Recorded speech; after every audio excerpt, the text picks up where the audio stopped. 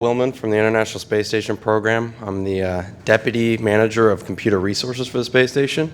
I'm also the ISS DTN Implementation Project Manager.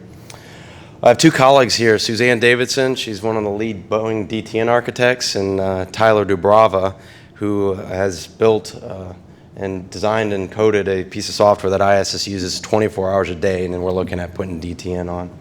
So they're here to answer some technical questions in case I can't answer them all. So I'm going to start high level and then kind of delve down into what ISS is doing with DTN and then open it up for questions. So let's go to the next slide. So ISS is a massive engineering feat, orbiting the Earth at 90 minutes at 17,000 miles per hour. It's gigantic. There's 6 crewed members at all times on ISS. The area inside is roughly the size of a 747 Boeing jumbo jet. It took a lot of time to build, 187 spacewalks, and 205 different people from 15 different countries have been there. To put it in terms that maybe some people here in DC might be able to relate to, the solar array itself could fit in the Senate chamber 3 times over. So the vision of ISS is a world-renowned laboratory in space, enabling discoveries in science and technology that benefit life on Earth and exploration of the universe. I'm sorry, next slide. And its mission is to advance science and technology research, expand human knowledge, inspire and educate the next generation, foster the commercial development of space, and demonstrate capabilities to enable future exploration missions beyond low Earth orbit. Next slide. So on ISS, we've performed over 1,500 mission experiments with more than 1,500 scientists across the world. And they've encompassed all sorts of fields of research, including environmental control and life support systems, human research, materials research, and I think something that maybe not everybody recognizes, but the International Space Station covers 95% of the population of Earth. So in doing so, we have a good view of Earth and are able to do payloads that look at Earth on a continual basis. We also are heavily working with students across the world. We've reached out to over 30 million different students to participate in experiments on ISS, as well as communicate with the crew to do live interactive sessions with. Next slide. So in exploring space, we're using ISS as a platform to go further. We're using it to do exploration technology demonstrations. We're trying to validate technologies on ISS so that we can use them in the future vehicles that will go further beyond low Earth orbit. We're trying to mature critical systems that will be needed in those vehicles so that they're more reliable, more efficient, lower power, and lower mass. We are doing a lot of research into health management and for what it means to be in space for a long duration time. As you may or may not know, Mr. Kelly and Mr. Kornienko is on ISS right now. They arrived in March, and they're there for the first year-long duration space flight on the International Space Station. And we'll be looking at them to do the research necessary to determine what it does to the human body at a molecular level, at a muscle level, bone level, ocular level, for being in space that long. And Scott Kelly is unique in that he has a twin brother on the ground, so they're able to mirror each other and look at each other's development, one on the ground and one on orbit, which is really neat. And we're also using ISS for op scenarios. We want to know the operational techniques of how to plan and execute missions that go further into space with the crew. And so we're trying to, on ISS, solve some of those issues. Next slide. So from the previous slide, you saw maturing critical systems as being one of the goals for future exploration. And you'll see that we're working on a lot of different projects on ISS to do that. We're looking at a new docking system on ISS that can be used for other spacecrafts. We're looking at the next generation EVA suit that will be demonstrated on ISS. We're doing some air quality, radiation monitoring. All of those will be critical for future flights. And one of the goals is also disruption and delay tolerant networking. And we're implementing that on ISS right now. And the idea here is DTN will be the comm standard for future spacecraft at some point. All right, so what exactly is ISS doing? So ISS is implementing DTN as nodes on the space station. We're also implementing the architecture on the ground. And the whole end game here is to allow payloads to be able to operate using DTN and to be able to do their science by uplinking and downlinking data, command and telemetry using DTN, and that allows them to minimize the amount of people that they have at their control centers. And so what they can do is they can say, start payload, do your data, downlink it, and the payload developer is irrespective of LOSs, AOSs, the lower level protocols that are below that. And all they really need to do is tap into the APIs of DTN to do their science. And we're providing the packages for them to do that. Another key component for us of this is that it's COT software. It's software that you can find on SourceForge, as Vin said. It's software that's out there, and that was very helpful for us to get the stakeholders' interest to sell this off. And of course, we're wanting to use ISS to gain the knowledge necessary and experience to use it in future spacecrafts. Next slide. So DTN on ISS is not foreign. We've done some developmental projects on ISS already. One of the first projects to go on board was the commercial grade bioprocessing apparatus, CGBA. And I'd like to say I apologize if there are a lot of acronyms in here. NASA's known for a lot of acronyms. I've tried to spell them out and be happy to answer questions at the end if there's one that I may have missed. But CGBA is one of the first ones to use DTN on ISS. It was an asynchronous system. It used the S-band architecture, which is a low-rate uplink system for the uplink of bundles, and for the downlink, it uses the KU-band system, which is the high-speed link to ISS. We also did an experiment with spheres. Spheres is a synchronized position, hold, engage, and reorient experiment satellite. This is the Star Wars. Yes, this is the Star Wars stuff. Yes, Spheres is this little ball that has nitrogen canisters on it and moves around, reorients, has a camera on it. It's just like what Luke Skywalker did on the Millennium Falcon as he was with his lightsaber, yeah. And so Spheres used this on their smartphone to downlink video for one of their experiments, and it was very successful. ESA has had an OPSCOM project that they used DTN for. And it was a laptop doing software downlinks. And we have future planning for DTN services. Right now, ESA is going to be doing their OPSCOM 2 payload. This project is going on in September. It's not going to be integrated into the institutional architecture that I'm putting out here, but it's going to have all the capabilities and hooks to be added to it when ours comes in place. And of course, we have a couple others. Telos Science Resource Kit demonstration payload. I have more on the next slide on that. And ESA's investigating putting an ESA node in the Columbus module, which will then connect to our infrastructure and allow their DTN payloads to have their own interfaces so that they don't have to come to NASA to interface to DTN. And of course, we've also been talking to other IPs. JAXA has done a lot of ground DTN testing. They're interested in doing DTN testing on orbit, and so is CSA. Okay, so TREC, the Telescience Resource Kit, this is a phenomenal piece of software that is provided by the Huntsville Operations Support Center, the HOSC. A HOSC is out at Marshall. I might say the word HOSC. You can also kind of think the Payload Control Center, so I might say Payload Control Center as well. The HOSC is developing the TREC software, and the TREC software is a piece of software that any payload developer in the world can go and request and downlink. And what that enables them to do allows them to take this TREC software and put a module on their payload, and that can be Linux or Windows. And that module will have DTN resources so that payload developer can interface with this TREC software and be integrated into the DTN architecture. And there's also a module on the ground that will go at their control center, the payload control center outside of Marshall, and allow them to have the links on the ground that'll provide the end-to-end architecture for them to do payload science on orbit.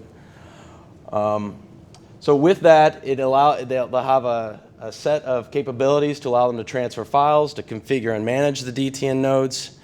Also in the Trek software, it has all of the hooks and scars that allow them to connect to the HOSC resources. You can't touch your payload on ISS until you've logged into the HOSC, put your right credentials in, and then it sets all of the firewall and security policies to access your payload. So all of that is integrated into this Trek software, and it's really neat. And I encourage anyone that was interested in looking at that, we can set you up with getting you in contact with the right people to get this software.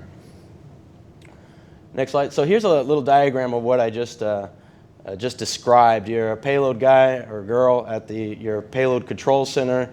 You're using your Trek software. You use the Trek software to log into the POIC, which is the Payload Ops and Integration Control Center. You log into the systems there. It creates the links in the ground system, PDSS and HPEG systems. I don't know all those acronyms. And then that provides you the access to your payload on orbit. And on orbit, you have the the Trek module in your payload, and then you have your end-to-end link to do your science data. And it's meant to be as easy as possible to get your payload on orbit. Next slide. So another piece of software that we're going to be implementing DT on is called Swordfish, and it's a pretty nasty acronym. Software to ready data files to send hastily. I think that's NASA creating an acronym before we actually had the words for it. So this is a NASA designed and developed software to handle flight control team file transfers and computer administration. And actually Tyler here is the one that designed and coded this entire piece of software. It's a custom protocol to handle the ISS delays and disruptions with minimal flight control team interaction, and allows the flight control team to queue data for uplink and downlink jobs and automate their ops. And the system allows for system-wide deletion of files as it's flowing across the system. So if a flight control team says, oh, I want to stop this, it can stop it in a point. And the architecture of Swordfish is similar to DTN. We actually have an aggregator on the ground, which could be thought of as a DTN node that does aggregation of files before they're sent an uplink. And that DTN node is where you would have bundles. He has something similar to that in the Swordfish. So DTN does seem like a great place to put in here to remove some of these custom protocols. And then it provides other laptop administrative tasks such as reboots, directory file lookups, and stuff like that, which will be bundleized. Next slide. So as we've been running this project, we couldn't have done it without a lot of community coordination.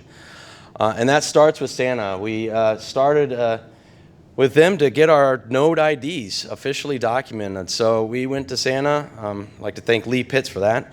He coordinated with the Santa administrator and was able to get us a block range of node IDs that the ISS now has, and we can delegate out to the payload users so that they can have node IDs both on the ground and on orbit.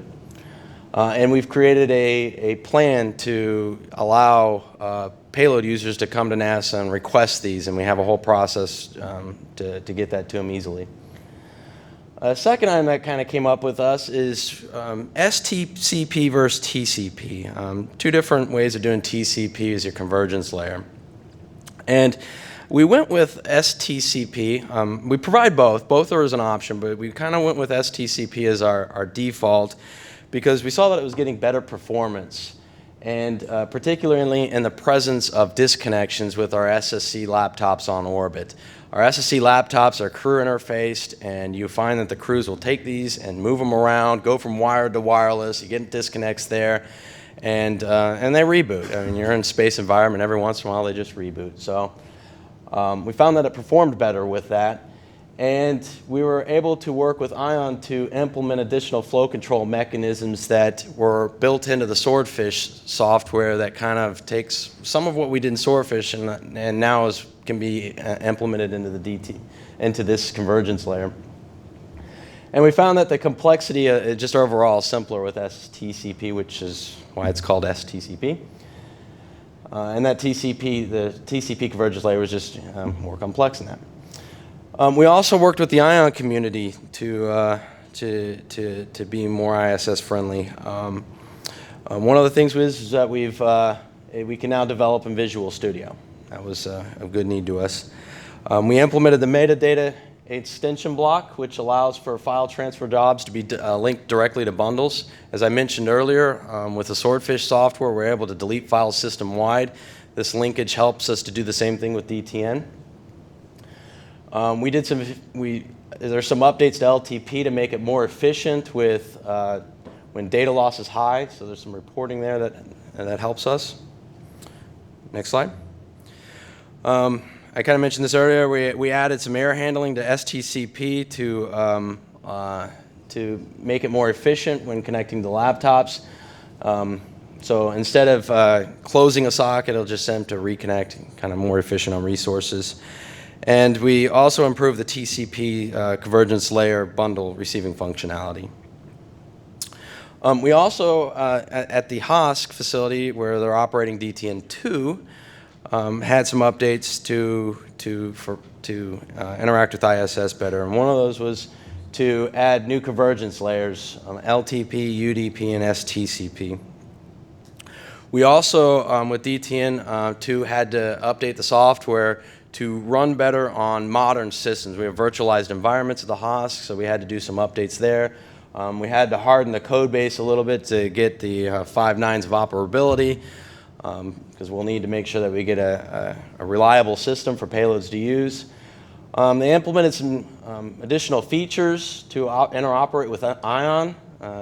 Of note here is the aggregate custody signal and the extended class of service. And we included the deletion of bundles that were not delivered due to duplicate suppression. Next slide. Boeing actually developed another piece of software to help with Swordfish and DTN overall management. It is a daemon that is going to run on our node on orbit that allows us to, one, get some statistics from our operating nodes on orbit from a DTN level. In a way, it's a little bit of network monitoring. 2, it allows us to get to those files and bundles that are attached to a job and file ID that we can delete them before they are fully transmitted.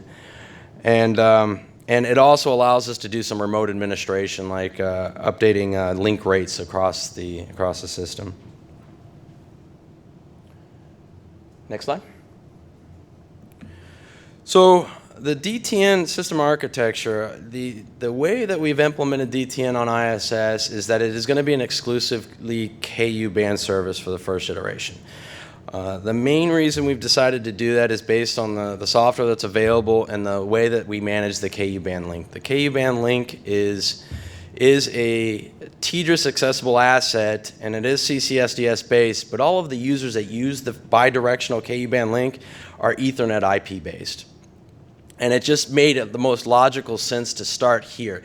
And there also happen to be our highest data rates. We have a high rate uplink and a high rate downlink. And since we are operating over that TDRS link, we decided that it would make sense to use LTP for our space to ground comm link. And we are using LTP for that. As part of our architecture, we do have hardware and support at the HOSC, the Payload Control Center, and the Marshall. And we also have support at Mission Control Center.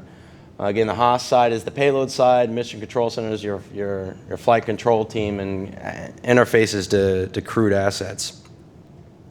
And the HOSC and Mission Control Center are responsible for arbitrating the users on the ground to getting access on orbit. So there are systems in place to make sure that the right people are accessing the right resources on orbit. All right, next slide.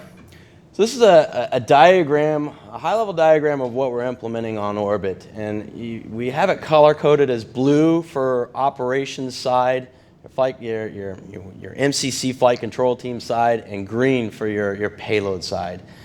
But really, they're all interoperable. Your green payloads could use the blue assets, blue DTN nodes to go down the blue side, and vice versa. You get blue down to green. But this is a good way of kind of showing the segregation between where we're trying to subdivide our assets. On orbit, we have 2 gateway nodes. There are going to be 2 laptops on board running virtual machine software. The VMs that we've created one for a payload DTN node, and we've created one for the ops DTN node. And we have 2 laptops. So both of these VMs are on both of these laptops, but we're only going to have one operating at a time. So That's why you see two boxes on each side. We'll have one running as prime for ops side, and we'll have one running for prime as the payload side. And if we have a laptop failure, which we do, laptops do have, once or twice a week, you either have to do a reboot or you get a single event upset. You could fail over to the other one, start up the VM, and you can then run it down that VM. And then on the ground, the channels for the KU band system, we have a channel that goes to the host, we have a channel that goes to the MCC Houston, and we have nodes on the ground there. On orbit, we're running Ion. On the ground at the Marshall, we're running DTN2, so it is a heterogeneous mix of software we're using. And at MCC Houston, we're also running Ion. And you'll see what's unique here on the Marshall side is that we extend the payload DTN users out to their remote sites so that they have DTN capability out there. And that's, again, through Trek software. All right, next slide. So we've actually started implementing this, and we've developed the architecture, we've developed software, and now we're into testing. We've completed numerous successful engineering and integration tests across the labs. We're using test tools such as bping, BP Echo, DTN Perf, BP Driver, BP Counter, CFDP Test, and we've been using the Trek software as part of one of our test tools. We have that available at both facilities.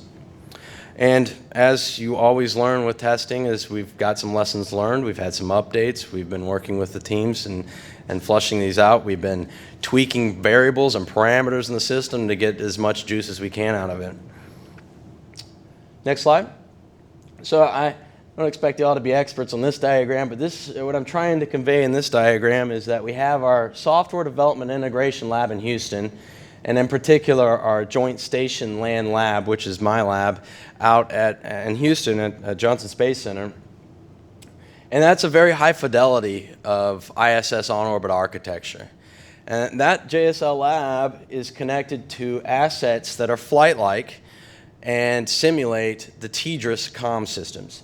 And those are directly connected to the same MCC Houston assets that are flight systems at Houston that go to flight assets. And we do the same thing at Marshall. We have flight assets there that we connect to from our labs. So we have a very high fidelity lab environment that models ISS. And that's how we're doing our testing. And so we have some data, some preliminary data, and we can get into more details and questions if anybody has some questions on it. So next slide. Using LTP configured at 25 megabits per second downlink and 8 megabits per second uplink, we're getting about 80% efficiency in our data rates. We're getting about 20 megabits per second downlink using LTP, 20 megabits per second, and 6 megabits per second uplink. And we have seen some inconsistencies that we're investigating. For example, smaller bundle sizes are having different results in a couple of test runs. We've seen, for whatever reason, 2 megabits to 8 megabits per second for smaller bundles. And we're looking at that. We think we'll be able to fix that. We've changed the settings across all these tests to make sure that we can get the max bandwidth out of this.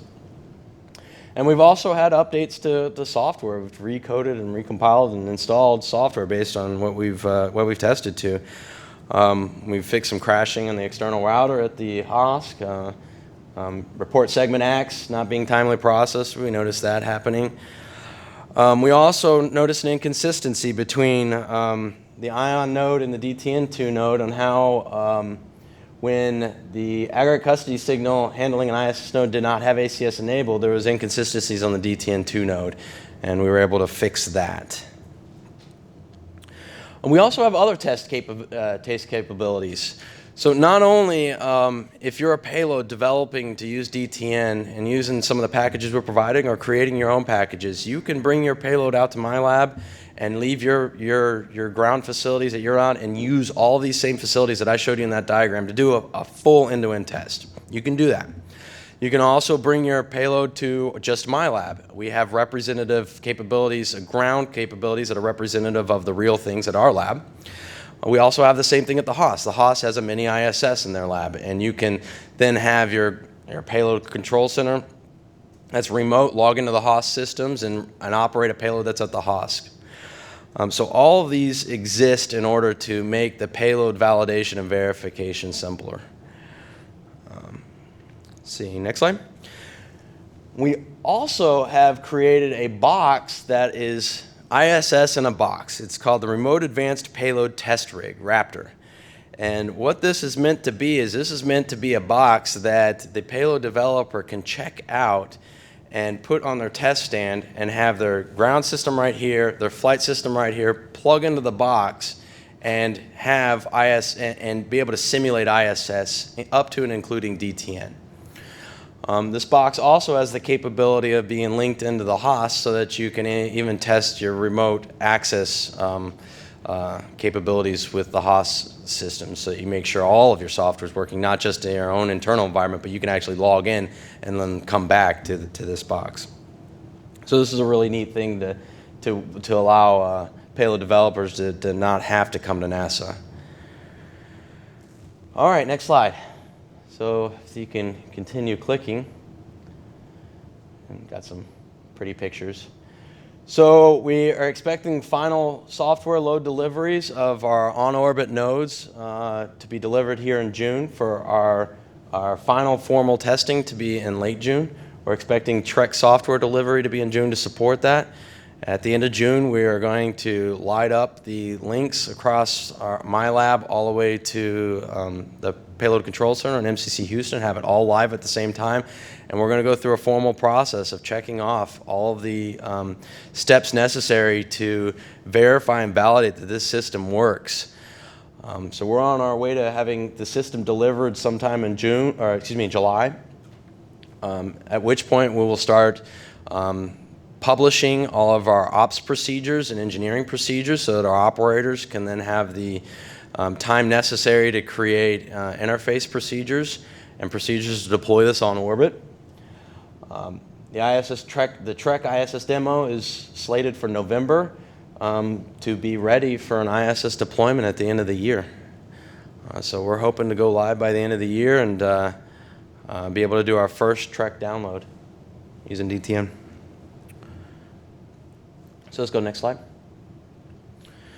So as I've kind of mentioned before, we're using DTN to mature exploration and use this as a platform for future growth into space exploration.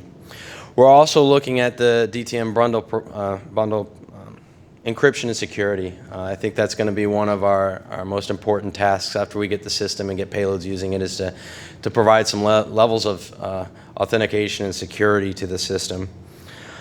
We are also looking at using DTN for some of our commodity infrastructure that isn't necessarily DTNized right now. And I'll use the examples of our inventory management system. That's all IP based right now. COTS, well, actually it's in-house developed, some COTS software.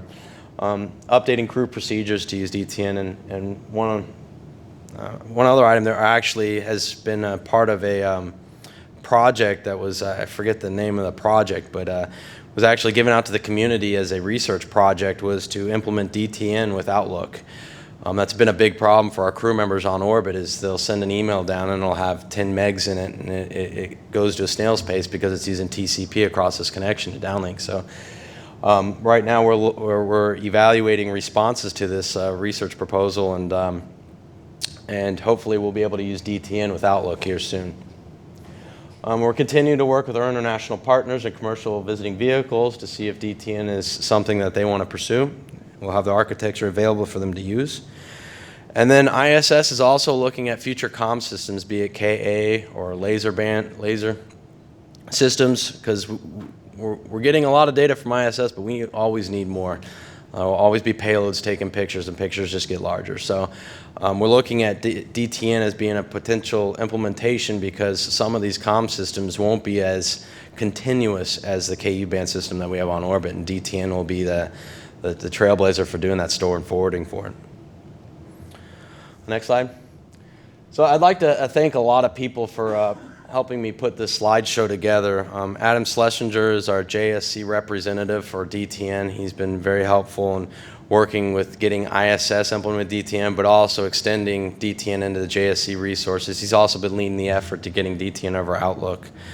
Lee Pitts, probably some of you here know, he's our Marshall lead architect for DTN, and he was extremely helpful in putting some of this information together. Kelvin Nichols and Jeff Lippincott deal with the Trek software, so Jeff Lippincott's I'm sure been working with Scott Burley on updates to Ion to make sure that it works well with the Trek software. David Zollard, Dennis Botts, all people at the Marshall Control Center have been very helpful. Tyler DeBravo, who's here with us, is our Swordfish DTN integrator. Bill Polchek, Larry Weiss, and Jim Wehoff all work at Boeing. They helped. Jim helped do a lot of project management with me, and Bill and Larry have actually developed the DTN node on orbit and deliver that software to be loaded onto a laptop. And I've also developed the Swordfish management daemon, so they've been extremely helpful. And I think that's all I had to say. I'd be happy to answer as many questions as possible. And if Suzanne and Tyler could grab a wireless microphone, because some of these are probably going to be questions they might be able to help me answer. Oh, yeah, well, Scott's here. Scott Burley, of course. He's been helping us with the Ion development and been invaluable to us. It's Vince Cerf again. Let's see, you already answered the question about the KU uplink, so thank you for that. One question about the current occupancy on the ISS and this fellow who's going to be there for a year. Is there any reason to think that the results we get from this gravity-free environment will be applicable to future missions where we might establish artificial gravity using rotation, like the 2001 movie? Is that actually feasible, and would it make a big difference? Because it's pretty clear, we know now that lots of bad things happen to our bodies when we're in a gravity-free environment. So this is a generic question on ISS, whether we can do some type of gravity on ISS. Is it ISS or just in general? The thing doesn't look like you'd want to be rotating the whole shebang, but maybe you could have a little gerbil race wheel somewhere. Right. So a part of the original design was to have a centrifuge module. It was called the CAM, and I don't know all the politics of why that didn't get designed. I think it was actually they started development on it and they repurposed all of that to build another module. Yes, there's been discussions on doing some type of microgravity, but at a lower level, providing 1/6 gravity to do some payload research as it would be on a moon or somewhere else. I don't have all the details on that, but I can tell you from a cruise perspective of being able to maintain bone growth and muscle and ocular development, it'd be invaluable if we could have something like that. I don't know where we are in actually implementing something like that. The astronauts I've talked to basically say when they get down after an extended mission, they're having trouble walking and establishing balance and all the other stuff. And it takes weeks. I hear stories all the time about a crew member that's come down, will be at home with their wives, be drinking coffee, and then go boop. Yeah, and the coffee's on the ground. Well, that's a different problem. That's psychological. Yeah, I can just let it go. What happened? What was that? I have a different question, and it has to do with the deorbiting of ISS. Is the current schedule to shut it down 2020? Am I remembering that right? 2028, I believe. 2028. Okay, I believe it's so 2028. Much more time than I thought. I'm not 100% on that, but I believe it's 2028. And I believe Russia is looking at extending their certification through 2024, and it may be that some of the international partners are rated through 2020. It's it's an international effort, so everybody has to be involved. Yeah.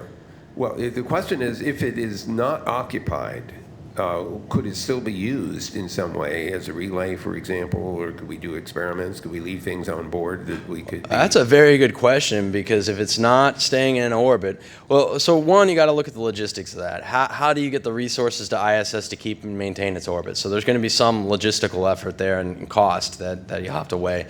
Two, if you're not doing that and you're not keeping it in orbit, which again requires a lot of effort, you're having to take it down. And then that is another logistical effort on how you deorbit something like this and bring it back into the atmosphere safely. Piece parts or whatever. It's going to be a heck of an engineer. It's going to be just as much an engineering effort to take it back than as it was to put it there. There's a lot of stuff coming down as a result. Okay, that's all my questions.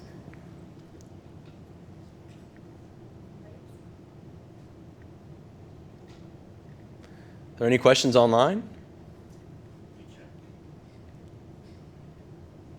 Oh, we got a question in the back, Suzanne.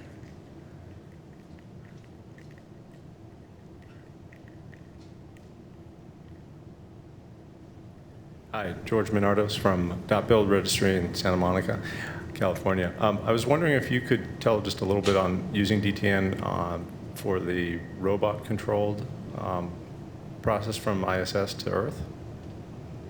Didn't the ISS control a robot via the DTN protocol? You're right, and maybe Suzanne has a little more details on it. There was a robot that was commanded at Ames using DTN, and I don't have the details on it. I wish I could tell you more about it, but if you give me your information after this, I will see if I can pull together a pitch that kind of talks about the results from that experiment. Yeah, I know what you're talking about. It was about a few years ago that happened. Wait, there's Metaron, which was controlling a small robot, and now there's a more advanced one, as you know, scheduled, and you mentioned that. But The was this OPSCOM? more a humaniform robot? Yeah, I'm not sure if OPSCOM was using DTN, if that was the payload moving robot DTN payload. I think it was a different payload that wasn't necessarily DTN. I know what you're talking about with the ESA one. Yeah, there is Robonaut, which is Sure. a different thing. That's a General Motors NASA collaboration. But Right. I didn't know how. I saw it. I didn't think it's ever been put up on the space station. Do you? Robonaut? Robonaut. Robonaut is on ISS right now. We've actually is attached. on ISS? Yes, oh yes, it's been up there for about 2 years now. And it is It actually has legs now. It has a torso and legs now, so it is allowed to monkey across ISS in a very contained environment. Yeah, Elon keeps worrying about stuff like that. Robonaut is commanded at the Mission Control Center in Houston by the engineering department. Right now, it is not using DTN. No, I didn't think it was using DTN at all, but I was just thinking it was yet another interesting thing but I didn't know if it had been put up on the space station. I met it while it was still on the ground. It's a very neat payload. There's a lot of opportunity there, especially if we can figure out how to make it external to ISS.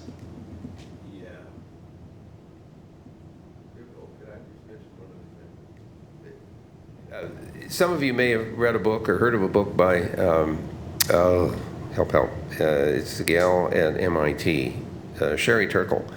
It was called Alone Together. It was mostly about young people not talking to each other on the phone because they text instead.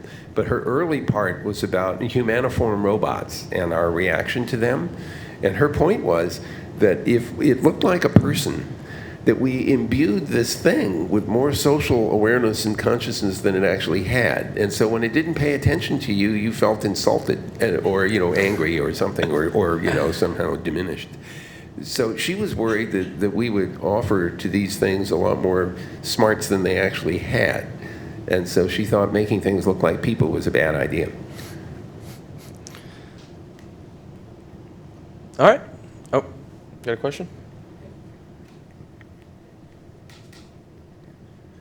So will there be a conclusion to the never-ending story of us waiting for the operational communication go live for DTN on ISS? Are you asking when we're going to go live? Yes. Well, okay, so scheduling activities on ISS is tough. It's really tough right now with logistics and space flights, especially with the Progress vehicle that we had issues with.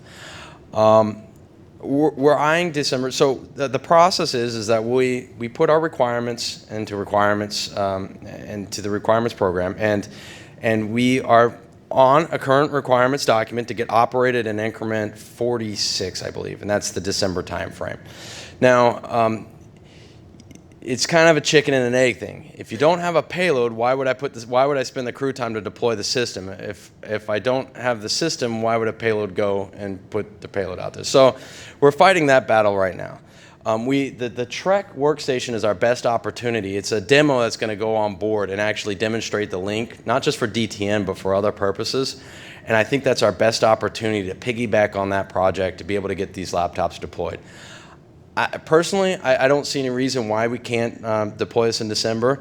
And as I said, it's an evolving thing. If we have flight delays, our hardware's there, the laptops. So if there were flight delays that opened up crew time, that it makes it easier to push this requirement into the actual crew time. So it's it's hard for me to really answer that. That's why you got to put a target date right there. The other thing is, DTN is being offered as a service now, to our payload agreements. But it's also education. We're still trying to teach them and tell them what are the benefits of DTN, why should they use it, and so it's a continuing game of just educating our payload community and other operations on the benefits of DTN. That's a very good point. We're developing all these products, but unless the payload developers out there recognize that this is a tool that makes life easier, and like she said, we've developed these products to help educate them, and we just need them now to say, okay, it's there, it's been delivered, and now we need to use it. That's our next major goal, is to get payloads to use it.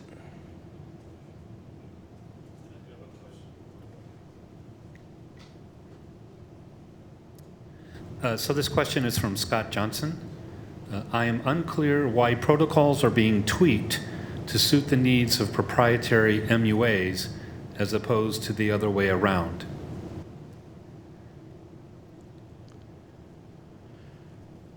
So when you say tweaked, we're still using custom protocols. All the protocols are custom. What we've asked for, and most of what is in here, is efficiencies within the actual operations of that software. So for ION, for example, maybe Tyler can talk a little bit about some of the changes he's asked for that don't necessarily change the open source nature of it, but rather actually how it's used. So maybe you can answer that a little better than me. Well, first of all, to make sure I'm addressing your question properly, can you please repeat it?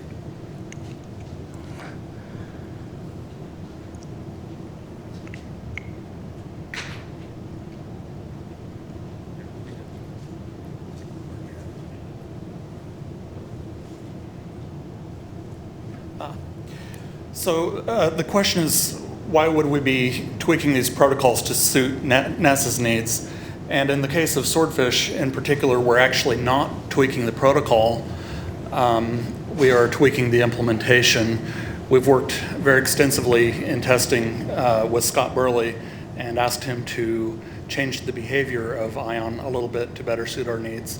ION has been designed very well for its original purposes, literally interplanetary missions of very long distances, where you carefully schedule communication opportunities.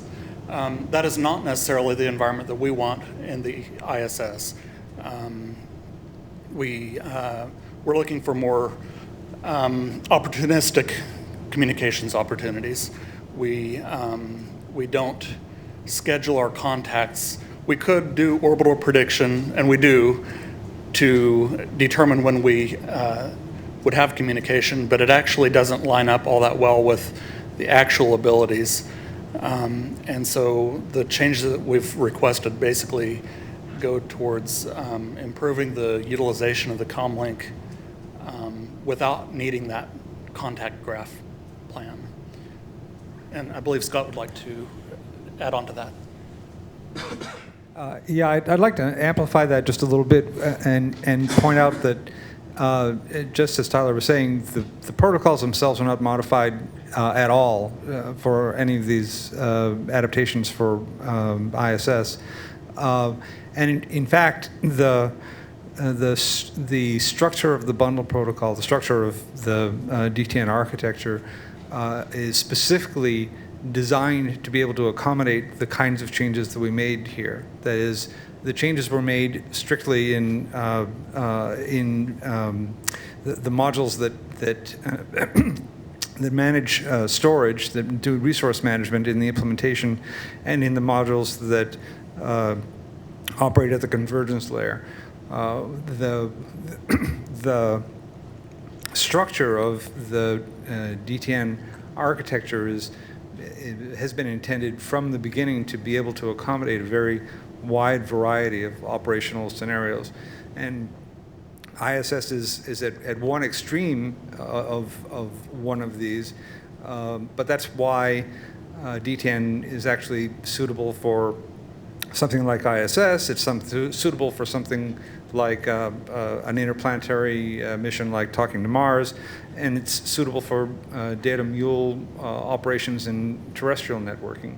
The same structure works fine because it's all based on protocols that are unaffected by changes in venue and principles of non-conversational communication that lend themselves to all of these kind of wacky environments that are very different from what the internet was originally designed for.